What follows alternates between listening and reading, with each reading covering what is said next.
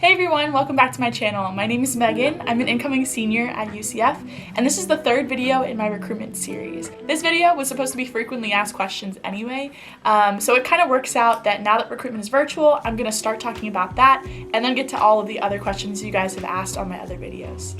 So yeah, feel free to ask me any questions. You can comment on this video or my other videos or DM me on Instagram, whatever you want. I'm going to start out by talking about recruitment being virtual in general. So first, don't freak out. The chapters and our recruitment board have it under control, and they're working really hard to make this recruitment experience the best it can possibly be for everyone. So just keep that in mind. Next, I'm going to talk about your video submission. So your first round, you're going to be submitting a video. I think it's like an introduction of yourself. But since I have some experience sitting in my room talking to a camera, I thought it might be helpful if I give you guys some video tips, lighting tips, and things like that. If you're really worried about talking on camera, here are some tips that can help you out. You can practice a bunch of times before you actually talk on camera. You can also write a script. So this is what I do for my videos. I have it right here. So, I mean, obviously, if your video is only going to be a minute long, you probably don't need to write out a huge script like this, but it still might be helpful just to get the main ideas down on the paper. Just make sure that you're not looking like you're reading off of a paper when you go and actually present. Another thing that could help you out when you're just sitting and talking to a camera is maybe having a family member or a friend in the room with you while you're recording, or even one of your pets, especially if you're not used to just sitting and presenting or sitting and talking to the camera. That can be really helpful too. Make sure you're talking loud and clear and not too fast when you're speaking to the camera. Another general tip for making your video is to watch other YouTubers making vlogs. When you're watching those videos, try to pay attention to what you like and what you don't like in terms of the lighting, the presentation, and all of those elements. And then you can start to make an idea of what you want yours to look like and then incorporate that into yours as well. For lighting, I think the most important thing is that your lighting is even. So this is an example of lighting that I wouldn't use. So first, the main light source, which is the window, is coming from behind me. You want to have your camera in between you and the light source, so you can kind of just see the difference that even just that makes, I hope. Another issue is I have a secondary light source, which is right here. And that's kind of giving me uneven color. Like you can see here is a little more brighter, and then on this side of my face is a little darker. Same thing when I go on this side, you can kind of see it better. So just make sure that your lighting source is behind the camera so you're not getting uneven shading on different sides of your face. For my videos, I've started using a ring light, but they can get kind of pricey. So you definitely do not need to buy anything.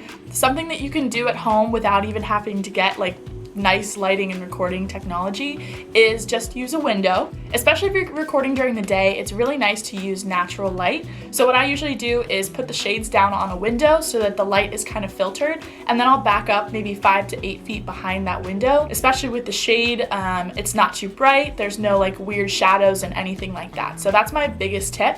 The next best thing is just using a lamp or even a ceiling light. Just make sure that, again, that light source is behind your camera and not to the side of your face or anything, because you're gonna get weird lighting.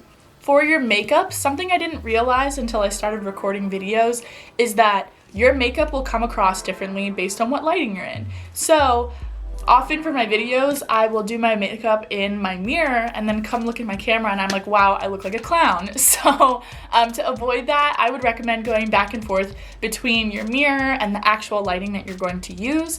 It seems really extra, but you only have one chance to make a good first impression, so I would recommend doing that. I'm not sure if you guys are allowed to edit your videos that you're submitting for round 1, but if you do want to, I would just recommend cutting out the blank spaces, but not making it too choppy. So really make sure you're not cutting off the beginnings or the ends of your words and phrases, and make sure it kind of flows smoothly. I'm recording this audio in post because I forgot to say this until now, but be conscious of what background you're using when you're recording video.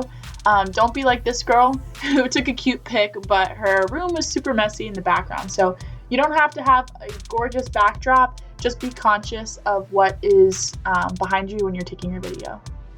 So next I'm going to move on to talking about the other rounds, so the Zoom recruitment rounds.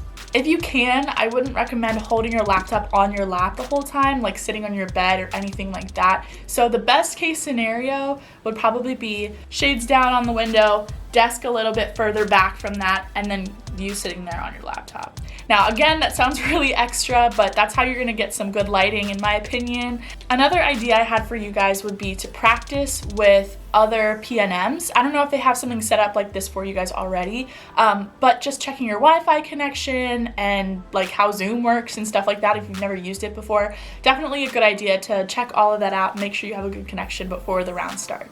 Okay, I'm totally gonna expose myself with this one. It might just be me, but every time I'm on a video call or a conference for work or something like that, I start like sweating when I know that I have to talk. So if you're like me and you know you're gonna sweat, don't wear anything that will show your pit stains, okay? If you know you're sweaty when you get anxious, just wear like a loose shirt or like a tank top or something. Now I'm gonna talk more about discussion topics for your Zoom rounds. So I talked about this more in depth on my first recruitment video, but I thought I just wanted to go back and touch on a couple of more virtual specific topics. First, I recommend you don't talk about the pandemic. Like, it sounds kind of weird because that's the biggest thing that's going on in everyone's lives right now. But by the time we get to recruitment, it will be overdone. I mean, we all are tired of hearing about it in the news. We're all tired about talking about it. So just kind of like take that into account. Nobody's gonna like hate you if you bring up the pandemic, but like find more interesting topics than that, you know? You guys are probably gonna hear this one from your Rho Gamma again, but avoid the 5 Bs, which are Bible, booze, Barack, boys, and what's the last one?